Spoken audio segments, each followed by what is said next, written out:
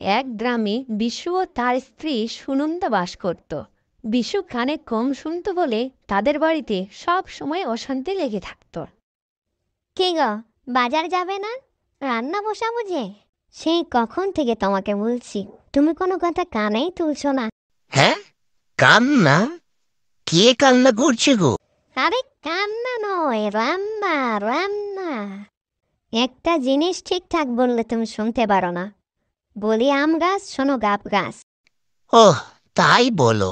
আমি আবার ভাবলাম কার যে কি হলো, কাঁদতে বসে গেছে। যাও তাহলে, বাজার করে নিয়ে এসো। খাও। আর আমি তো খেয়েছি। এখন আমি বাজার যাব, তারপর এসে আবার খাবো।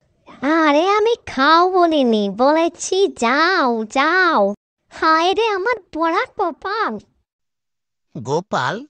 তোমার ভাই গোপাল আজ আসবে? তো আগে বলবা না, তাহলে তো বেশি করে বাজার করতে হবে। যাই, এখন আমি বাজারে যাই। বড় বড় মাছ আর মাংস আনতে হবে। আরে গোপাল নয়, গোপাল নয়, কপাল কপাল। আরে আরে আরে, আস্তে আস্তে, এত জোরে বলার কি আছে? আমি কি কালা নাকি যে ভুল শুনবো? আচ্ছা শোনো, বাজার থেকে সুন্দর দেখে বড় দেখে একটা হাঁস আনবে। অনেকদিন ধরে হাঁস খেতে বড্ড ইচ্ছে করছে গো। এরপর বিশু বাজার করতে চলে যায়।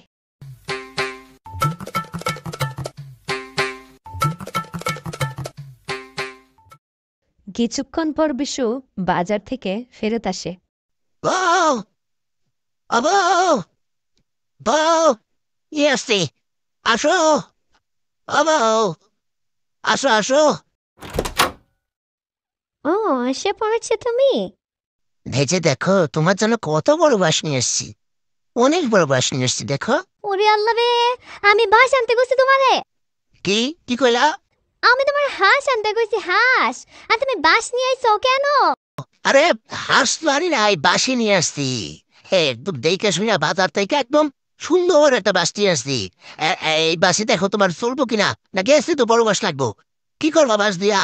ওই লাউয়ের বেশি দিছো, মানে উপরে বেড়া দিবা সেজন্য। ওরে আল্লাহ রে, বয়রা মানুষের নিয়ে আমি এখন কি করি?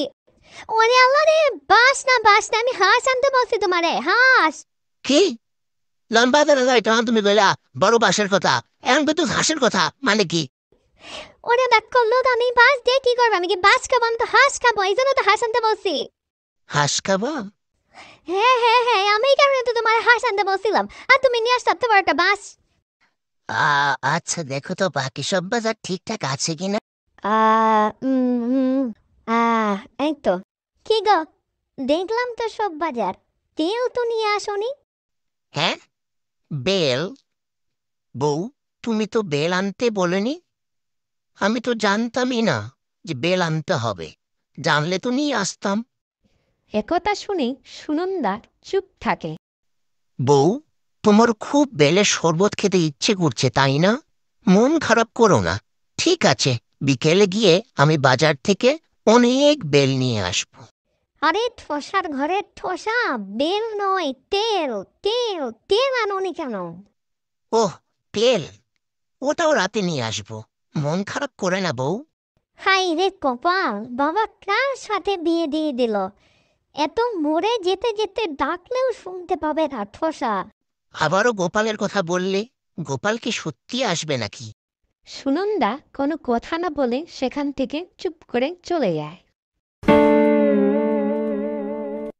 আমার ঘরের রমণী, জানো কাল নাগিনী, ঘরের রমণী, জানো কাল নাগিনী, সুযোগ পাইলে কিছু ছাড়লো না রে। আমি পারি না, আর পারি না, আমি কেন মরি না। এরপর রাতের বেলা সুনন্দা বিশুকে বলে, আগা সঞ্চ, কাল নাকি পাশের বাড়ির বৃষ্টি পালিয়ে গেছে। উফ, বউ, তোমার আর বুদ্ধি হলো না। কখন কি বলতে হয় তা জানা নেই তোমার, তাই না? এখন এত রাতে তোমার মিষ্টি খেতে ইচ্ছে করলো? এখন কোন দোকান খোলা থাকবে যে আমি মিষ্টি নিয়ে আসবো বলো তো? আরে বয়রার বাচ্চা, মিষ্টি নয়, বৃষ্টি বৃষ্টি। ওহ, বৃষ্টি? বৃষ্টির কি হয়েছে গো?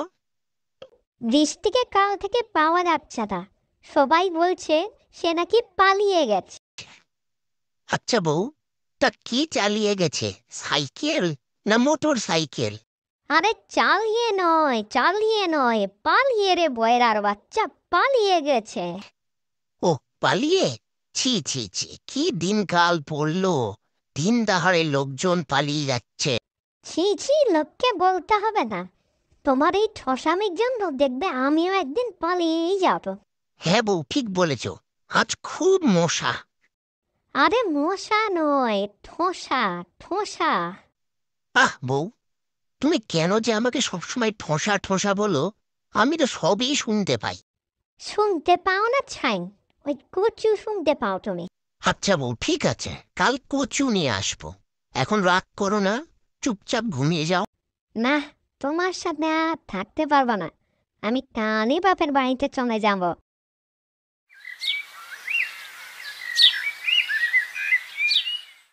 পরের দিন সকালে সুনন্দা রেগে বাড়ি ছেড়ে তার বাবার বাড়ি চলে যায়।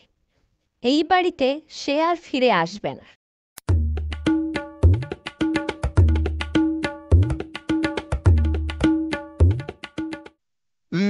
কি ব্যাপার?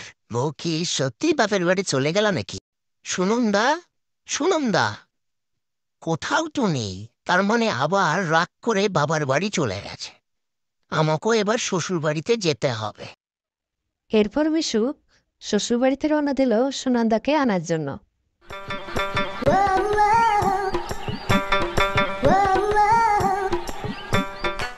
দেখো বাবা, আমার মেয়েকে যখন তোমার বাড়িতে পাঠাই তখন আমি জানতাম না যে তুমি বয়রা।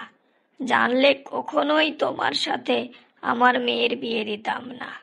আর এখন তোমার বাড়িতে আমার মেয়ে শান্তিতে থাকতে পারছে না, তুমি নাকি কিছুই শোনো না।